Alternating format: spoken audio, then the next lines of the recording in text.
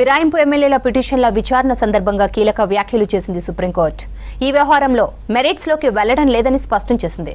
స్పీకర్కు ఆదేశాలు ఇవ్వొచ్చా లేదా అనే దాన్ని మాత్రమే పరిశీలిస్తున్నామని స్పష్టం చేశారు జస్టిస్ గవాయ్. ఇక ఫిరాయింపులపై అసెంబ్లీ సెక్రటరీ ఇప్పటికే కౌంటర్ దాఖలు చేశారు. అనర్హత పిటిషన్లపై చట్ట ప్రకారమే స్పీకర్ వ్యవహరిస్తున్నారని తెలిపారు. అనర్హతపై స్పీకర్ తేల్చే వరకు కోర్టుల జోక్యం కుదరదని పిటిషన్లో తెలిపారు.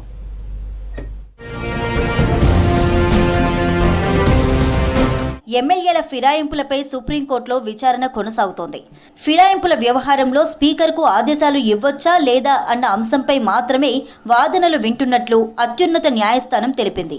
ఈ కేసు మెరిట్స్లోకి వెళ్లడం లేదని, క్వశ్చన్ ఆఫ్ లా వరకే పరిశీలిస్తున్నట్టు తేల్చి చెప్పింది. పార్టీ ఫిరాయించిన వ్యక్తి లోక్సభ, అసెంబ్లీ, జిల్లా పరిషత్కు పోటీ చేస్తారా అనేది తాము పట్టించుకోబోమని, ఆ అంశాన్ని స్పీకర్ చూసుకుంటారని స్పష్టం చేసింది.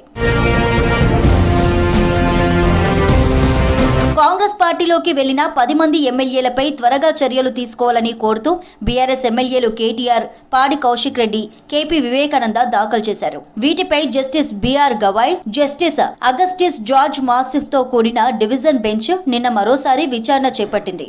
ఇలాంటి వ్యవహారాల్లో గతంలో రాజ్యాంగ ధర్మాసనాలు ఇచ్చిన తీర్పులున్నాయి.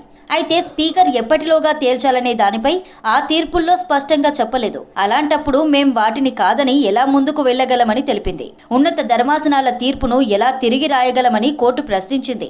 పిటిషనర్ల తరపు లాయర్ మళ్లీ స్పందిస్తూ స్పీకర్కు తగినంత టైం విషయంలో ఒక్కో కేసులో ఒక్కో విధంగా నిర్ణయాలు జరిగాయని చెప్పారు. పార్టీ ఫిరాయింపులపై సుప్రీంకోర్టును ఆశ్రయించి ఏడాది పూర్తయిందన్నారు బీఆర్ఎస్ ఎమ్మెల్యేలు పాడి కౌశిక్ రెడ్డి, కేపీ వివేకానంద తరపు న్యాయవాది. బీఆర్ఎస్ పార్టీ నుంచి ఎమ్మెల్యేగా గెలిచి కాంగ్రెస్ బీ ఫామ్ పై ఎంపీ ఎన్నికల్లో పోటీ చేశారని తెలిపారు. మరో ఎమ్మెల్యే తన కూతురు కోసం కాంగ్రెస్ పార్టీ కండువా కప్పుకొని ప్రచారం చేశారు. ఇంకో ఎమ్మెల్యే తెల్లం వెంకట్రావు సైతం పార్టీ ఫిరాయించారు. వీరిపై వేర్వేరుగా ఫిర్యాదు చేసినా స్పీకర్ స్పందించలేదని, కనీసం నోటీసులు ఇవ్వలేదని సుప్రీంకోర్టు దృష్టికి తీసుకొచ్చారు. ఇదే అంశంపై హైకోర్టును ఆశ్రయించగా ఈ వ్యవహారంపై విచారణ సమయాన్ని ఖరారు చేయాలని 4 వారాలు టైం ఇచ్చింది. అయితే స్పీకర్ కార్యాలయం అప్పీల్కు వెళ్లగా తగినంత సమయం ఇవ్వాలన్న గ్రౌండ్స్ పై ఈ ఉత్తర్వులను డివిజన్ బెంచ్ పక్కన పెట్టింది. కానీ ఇప్పటి వరకు తగినంత సమయం అంటే ఎంతో చెప్పలేదు.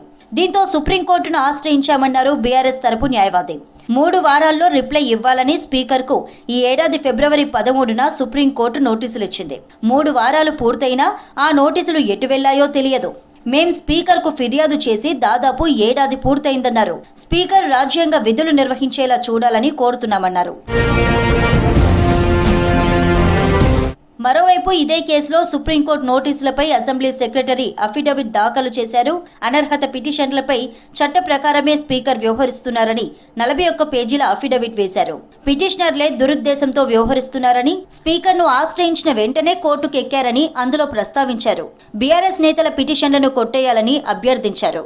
అలాగే స్పీకర్ తేల్చే వరకు న్యాయస్థానాలు జోక్యం చేసుకోవడానికి వీల్లేదన్నారన్నారు. ఇదే కేసులో ఎమ్మెల్యేలపై చర్యలు తీసుకోవాలని బీజేఎల్పీ నేత ఏలేటి మహేశ్వర్ రెడ్డి దాఖలు చేసిన పిటిషన్ పైన విచారణ కొనసాగుతోంది. లాయర్ వాదనలు వినిపిస్తుండగా అసంతృప్తి వ్యక్తం చేశారు జస్టిస్ గవాయ్. కేసులో మెరిట్స్లోకి వెళ్లడం లేదన్నారు. ఆ తర్వాత స్పీకర్ కార్యాలయ తరపున వాదనలు వినిపించేందుకు సీనియర్ అడ్వకేట్ ముకుల్ రోహత్గీకి అనుమతిచ్చారు. సుదీర్ఘ సమయం కావాలని కోరగా తదుపరి విచారణను ఏప్రిల్ 2కు వాయిదా వేసింది సుప్రీంకోర్టు.